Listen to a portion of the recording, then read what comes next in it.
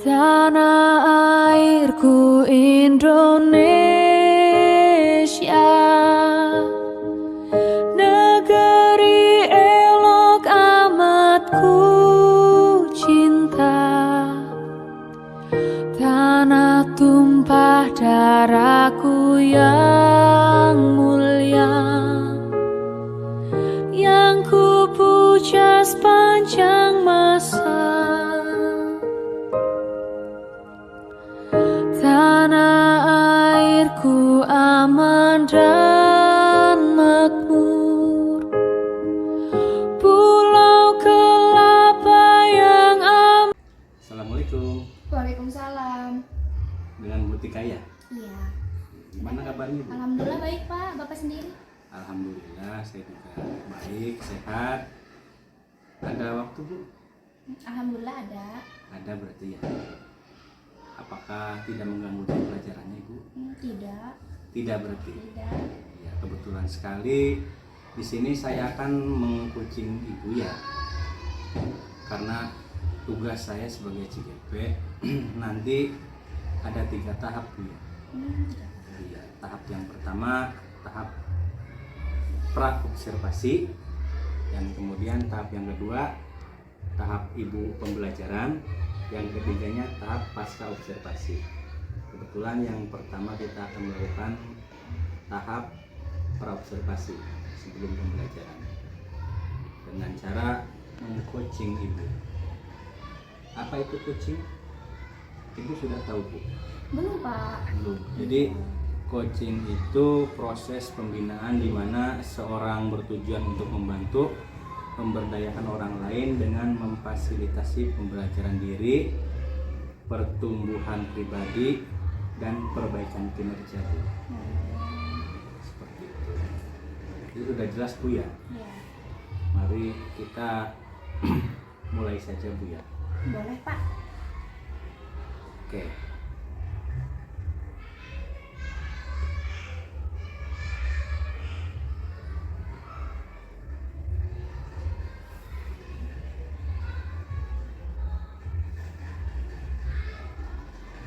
Di sini namanya siapa Bu? Bu, nama saya Tika Inusa ada Pak. Tika Inusa ada. Instansinya di mana? Instansi di SD-nya. Hmm. Di SD Negeri Di negeri Negla. 4. Ibu mengampu kelas berapa? Untuk tahun ini saya mengampu kelas 3 Pak. Kelas 3 berarti ya. Nanti kalau saat pembelajaran yang akan ibu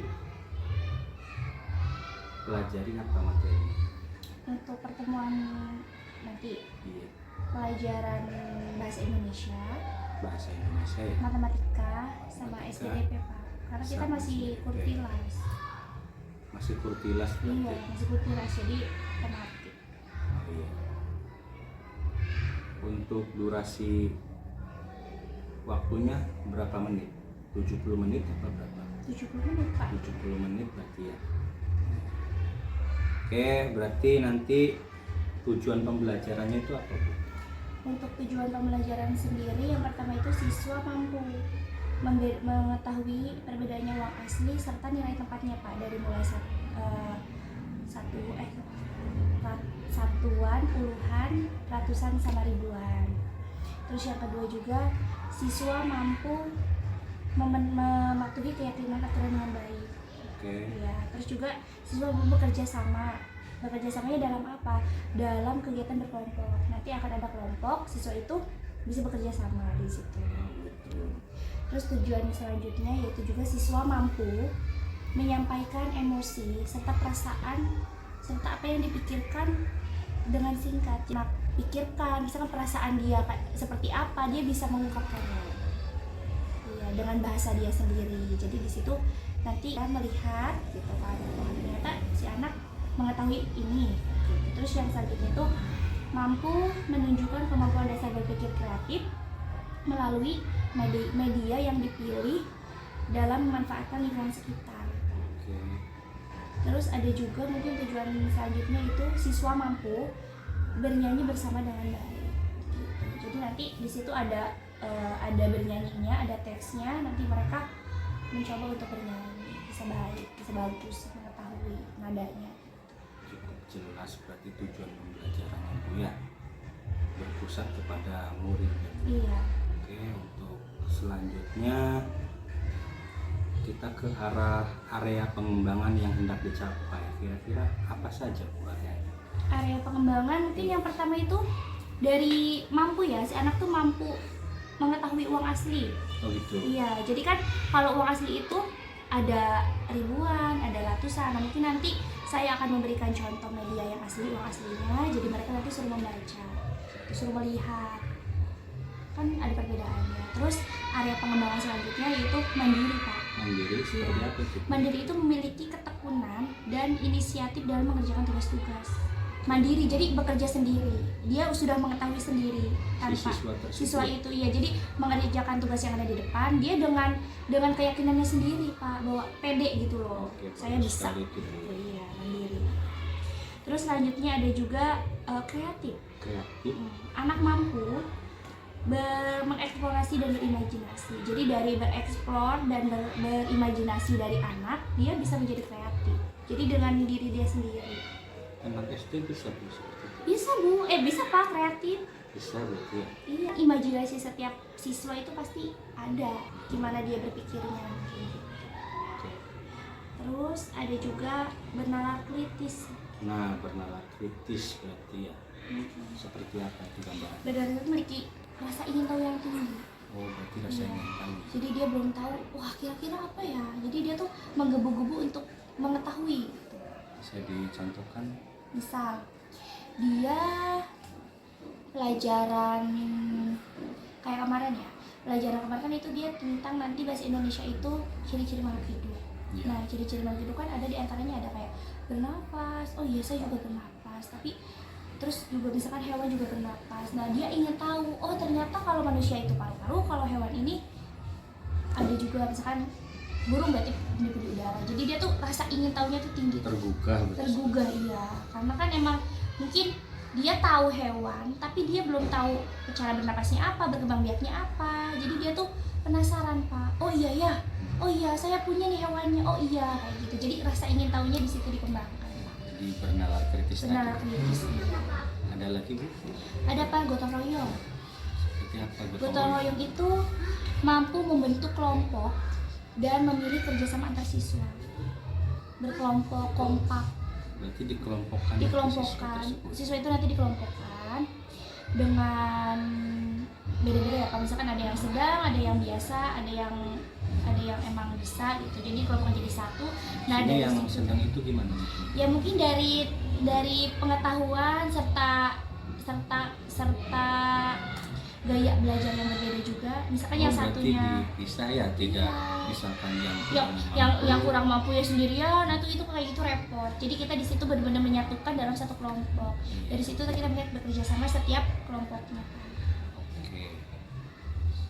Kemudian yang selanjutnya Bu Tika ya, strategi yang dipersiapkan kira-kira apa saja Bu? Untuk strategi yang digunakan dalam pembelajaran mungkin yang pertama itu menggunakan pembelajaran berdiferensiasi, berintegrasi dengan kemampuan sosial emosional. Terus ada juga diferensiasi kontennya menggunakan uang asli dan video di YouTube. Gitu. Jadi uang asli berdiferensiasi kontennya, uangnya asli. Uangnya asli, Ya. kemudian ditambah ada penayangan video di YouTube. Terus sedangkan diferensiasi prosesnya saya lakukan dengan memberikan pelayanan. Pelayanan seperti apa? Yang berbeda-beda kepada murid. Oh gitu. Iya. Contohnya? Kalau misalkan mandi kan ada juga.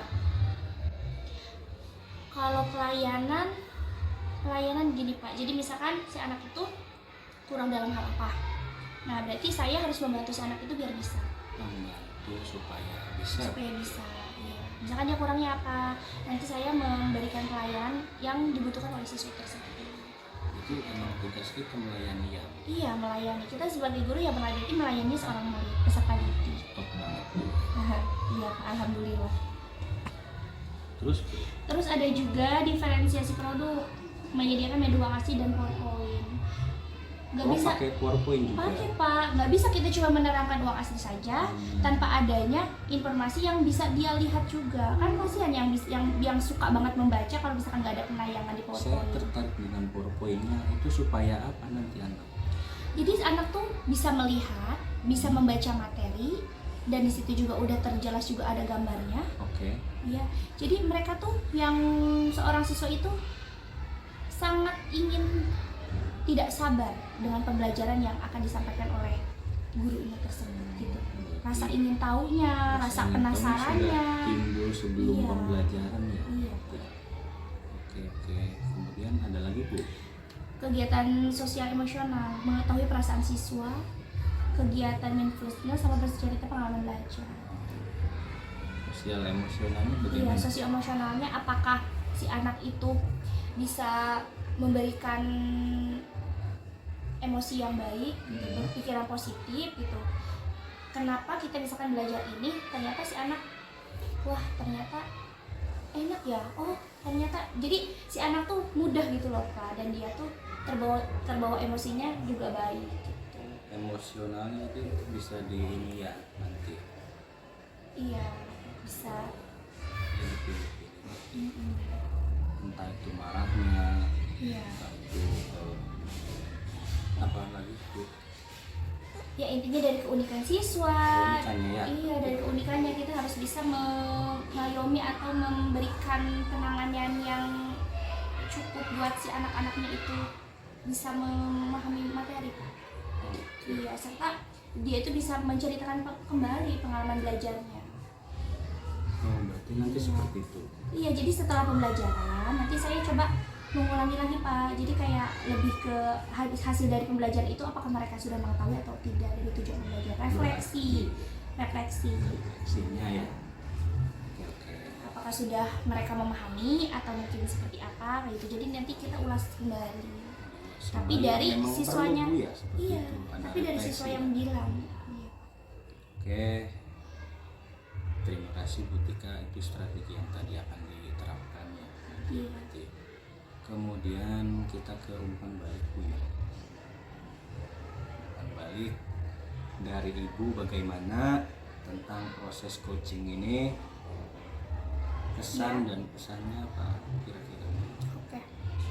Untuk umpan balik dalam coaching ini sebenarnya iya sih Pak harus diadakan, karena kan untuk mengetahui ya sejauh mana persiapan seperti apa yang akan kita lakukan pada saat proses tersebut.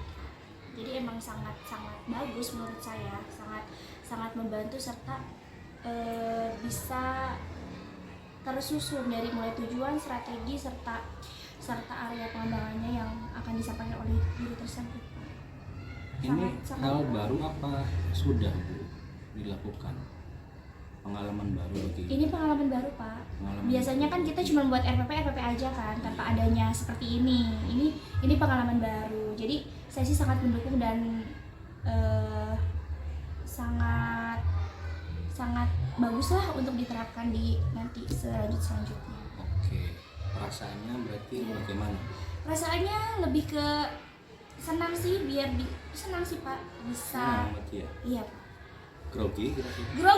Grogi sih iya sedikit, tapi ya nggak apa-apa lah, pengalaman ya Pak. Bagus sekali, Bu Tika masih muda, energi, dan saya lihat juga bersemangat, penuh keceriaan. Terus tingkatkan kompetensinya Bu ya. Iya Pak. Nanti jangan lupa kira-kira kapan Bu ini proses observasi pembelajaran? Kemungkinan besok. Besok ya? Iya, oke. Nanti dipersiapkan segala sesuatunya Bu ya. Iya. Setelah pembelajaran juga nanti kita akan ketemu lagi Bu ya. Iya Pak. Di apa itu namanya, pasca observasi. Terima kasih atas waktunya Bu Tika ya. Iya, sama-sama Pak Asep. Ya, jangan sungkan, jangan ragu untuk bertanya ke orang yang lebih bisa. Mangga Bu Tika. Iya. Sama-sama. Assalamualaikum. Waalaikumsalam warahmatullahi wabarakatuh.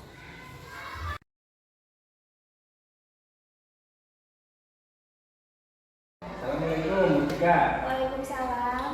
Selamat siang Kak. Siapa? Oke, hari ini kita ketemu lagi ya Kak.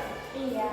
Setelah kemarin kita melaksanakan tahapan praobservasi, kemudian kemarin juga kita sudah melakukan pembelajaran, saya amati, dan tibalah sekarang waktunya ya tahapan setelah observasi. Di sini menurut saya Bu ada sebuah catatan refleksi, yaitu kegiatan yang dilakukan sudah berjalan dengan baik ya. Seluruh rangkaian kegiatan yang direncanakan sudah sesuai dengan langkah-langkah pembelajaran yang ada di RPP. Kemudian Ibu sudah mampu menguasai kelas dengan baik dan menjadikan peserta didik aktif dalam pembelajaran selama KBM. Hanya ada sedikit catatan saya. Iya Pak. Yang pertama, perlu ada tambahan sumber belajar. Contohnya seperti Ibu cerita tentang pertumbuhan, itu contohnya. Kemudian yang kedua, perlu dilatih lagi di dalam melakukan kegiatan mindfulness dan KSE-nya. Ya. Oke. Saya akan bertanya lagi Bu. Jadi apa yang Ibu kita rasakan setelah melaksanakan pembelajaran dengan memasukkan unsur berdiferensiasi dan KSE pada rancangan pembelajaran itu? Perasaan yang saya rasakan Pak. Iya. Perasaan saya sih sangat senang ya, sangat senang. Terus juga lega mendapatkan hal baru dalam menyusun pembelajaran, dalam menyusun proses pembelajaran atau RPP yang berdiferensiasi. Menurut pembelajaran juga katanya sosial emosional. Nah, ini tuh hal baru kalau untuk saya. Ternyata ya anak-anak itu antusias mengikuti kegiatan hari ini. Nah, begitupun anak antusias, saya juga untuk melihatnya sangat menikmati.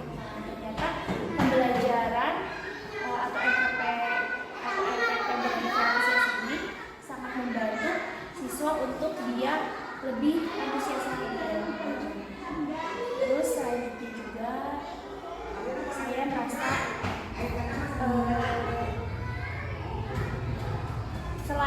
selain kayak gitu, selain keunggulan ada juga kelemahannya. Hambatan atau kendala dalam pelaksanaan proses pembelajaran ini kemarin. Hambatan apa? Berarti ada hambatan yang menjadi catatan. Iya. Apa yang menjadi hambatan atau kendala saat melaksanakan proses pembelajaran? Kalau misalkan kendalanya mungkin yang menjadi kendala itu kegiatan mindfulness-nya sendiri Pak. Ya, karena ini kan hal baru. Iya, hal baru untuk saya karena saya baru melakukan, ya gitu kan. Terus juga bisa memberikan kegiatan mindfulness ini bisa menjadi lebih baik. Jadi belajar dari kekurangan dari kesalahan kemarin kita perbaiki lagi. Terus dalam kegiatannya juga anak masih belum terbiasa Pak untuk menyampaikan rasa kecewa atau emosinya dalam kelompok. Jadi misalnya dia ragu atau dia misalkan beda pendapat, tapi untuk dia mengemukakan pendapat kayak aduh malu aku salah. Jadi menumbuhkan sepertinya belum ada, masih ada rasa malu. Iya, jadi kan kelas 3 itu kan kelas terendah tapi kan tinggi di kelas rendah kan kelas 3. Jadi mungkin karakter dari sikapnya dari pribadinya mungkin masih takut salah, malu. Jadinya dia untuk mengungkapkan pendapat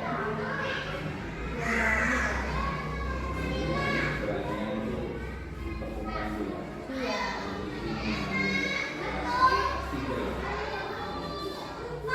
Terus juga ada lagi Pak, satu lagi. saya akan belajar lagi terkait pertanyaan-pertanyaan kemana untuk siswa.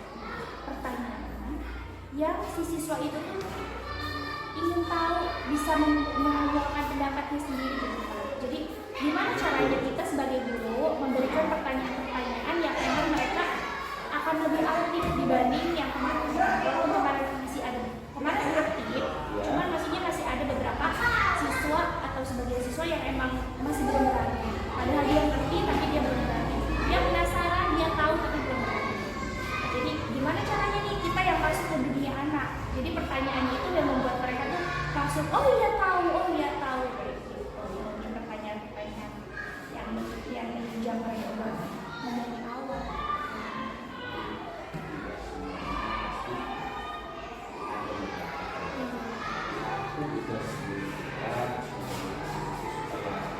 Semuanya bisa aktif, jadi kita siap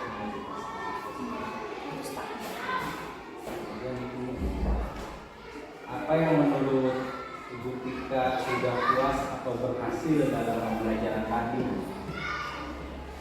Yang saya rasakan adalah pembelajaran yang mengalir, anak-anak antusias, terus anak juga senang Pak. Iya, senang dan bersemangat. Iya, senang dan bersemangat untuk menjawab pertanyaan yang misalnya saya sampaikan mereka menjawab, tapi itu semangat antusias. Iya. Dan ada juga beberapa anak yang mampu menceritakan pengalamannya, pengalaman belajarnya dengan percaya diri. Saat pembelajaran sistem yang kemarin cerita dulu, anak-anak sangat tertarik. Karena mungkin dari saya juga pertanyaan dan didoping juga dengan gambar. Karena kan ada gambar juga, mungkin ya kayak gambar itu tuh yang sering mereka lakukan. Jadi ada gambar. Iya, perhatian itu digambar. Di situ tuh misalkan hewan lagi makan. Kayak ayam kan berarti kan makan yang ini kan, makan makanannya. Nah, si anak tuh kan dia pernah menjadi seperti orang yang memberi makan ayamnya itu loh Pak. Ya, jadi dia tuh kayak langsung, oh iya Bu, saya pernah. Jadi dia bercerita pengalaman dia sendiri, bahwasanya saya juga mencintai hewan atau telah memberi makan hewan. Jadi menyambung atau dari pembelajaran itu. Nah, memberi makan itu adalah termasuk ciri-ciri makhluk hidup. Jadi dari si anak menyampaikan pendapat, dan gurunya itu memasukkan dari anak-anak itu memasukkan ke dalam pembelajaran. Iya.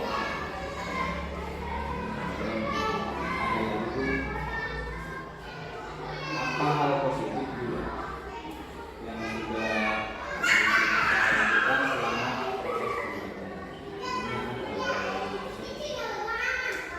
Mungkin hal-hal positif dari penyampaian gurunya ya. Misalnya ada juga aku kemarin itu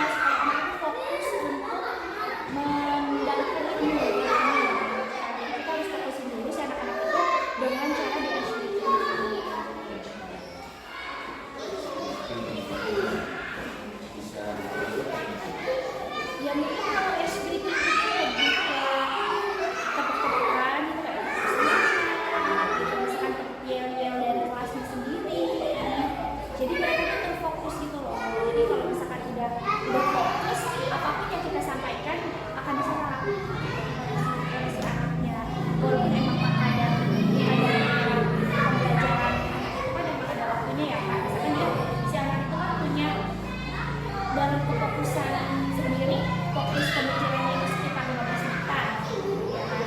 Nah, gimana caranya kita itu sehingga si anak itu tinggal 15 menit, tapi dari awal sampai akhir dia tuh nggak. Makanya di situ latihan dulu untuk si anak itu fokus, makanya dengan adanya speaking, dengan adanya misalkan kelompok games itu tuh perlu. Jadi dia ada apa kegiatan mindfulness ini membuat anak-anak dan diri saya sendiri lebih fokus selama proses pembelajaran. Karena kan emang mindfulness sendiri saya tuh merasa kok berbeda tentang diri saya sama anak-anak. Terus ada juga kegiatan ini untuk mengatasi hal-hal yang kurang menyenangkan selama pembelajaran. Dalam pembelajaran, membiasakan anak mengungkapkan rasa kecewa dengan bahasa yang sopan pada orang lain dan mengajarkan untuk saling memaafkan bila terjadi perbuatan yang tidak menyenangkan. Mungkin di sini lebih ke nanahnya itu dari si anaknya sendiri, dari pribadi anak sendiri. Kalau misalkan dia merasa kecewa atau misalkan tidak sesuai, tidak ingin mengubahkan pendapat, lebih berani. Jadi si anak itu lebih digayahi itu keberaniannya, serta ketika terjadi kesalahan atau dia mempunyai salah, dan dia itu harus meminta maaf kepada orang lain.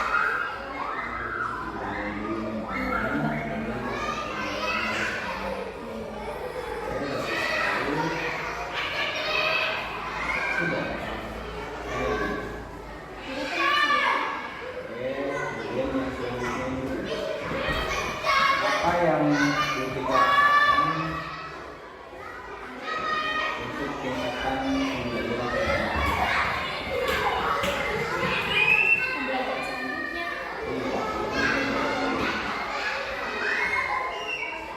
mungkin untuk pembelajaran selanjutnya memilih bahan ajar. ini untuk meningkatkan kita di pembelajaran.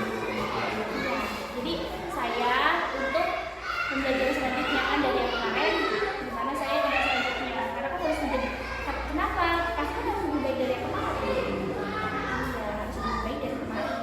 Makanya saya lakukan itu mempersiapkan terlebih dahulu kan. Dari bahan ajar yang lebih menarik dari yang kemarin,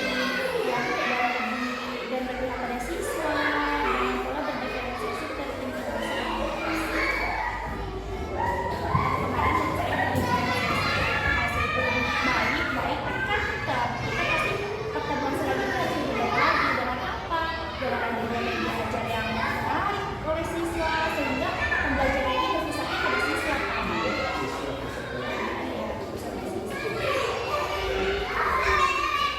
Kemudian selalu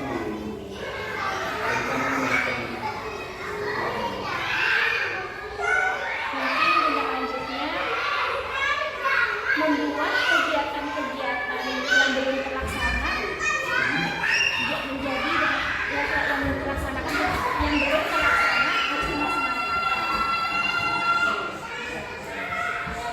Terus juga supaya kedepannya dapat terus menciptakan pembelajaran inovatif dan kreatif pada murid. Jadi kalau inovatif, kreatif itu satu kesatuan ya. Inovatif itu kan hal baru, kreatif itu lebih ke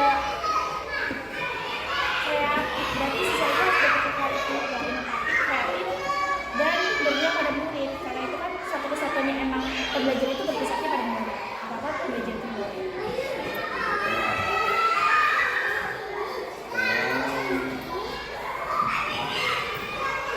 kita ke ini ya, umpan balik.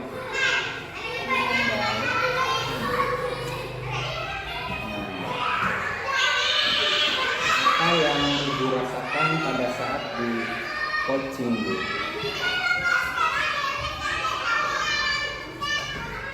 Di coaching, perasaan saya di coaching. Perasaan Ibu ketika di coaching. Sebenarnya perasaan saya sih sebenarnya pada saat di coaching tuh agak deg-degan Pak, sejujurnya agak deg-degan. Karena mungkin itu hal baru untuk saya ya Pak. Cuman pas udah berjalannya pertanyaan itu, tapi merasanya enak juga sih, lega. berharga mungkin ya. Kalau awal-awal kan emang maklum ya Pak, yang namanya manusia. Terus juga dari lega itu saya tuh bisa yang jadinya mengganjal dalam hati itu bisa diberikan solusi. Solusi itu adanya pada proses coaching. Ya, jadi kendalanya pada saat di coaching tersebut ternyata ada solusinya dari kegiatan coaching tersebut. Terus saya juga diarahkan untuk melakukan hal-hal yang baru, hal-hal yang dapat menemukan solusi dari permasalahan itu. Yang paling penting adalah rasa nyaman saat melakukan coaching dan juga rileks dan saling menghargai perasaan antar coach dan coach. Iya. Itu saya. Terima kasih atas waktunya saya berikan. Iya Pak, sama-sama. Saya pamit mohon diri. Semoga kita akan berjalan terus ke depannya. Assalamualaikum warahmatullahi wabarakatuh. Waalaikumsalam warahmatullahi wabarakatuh.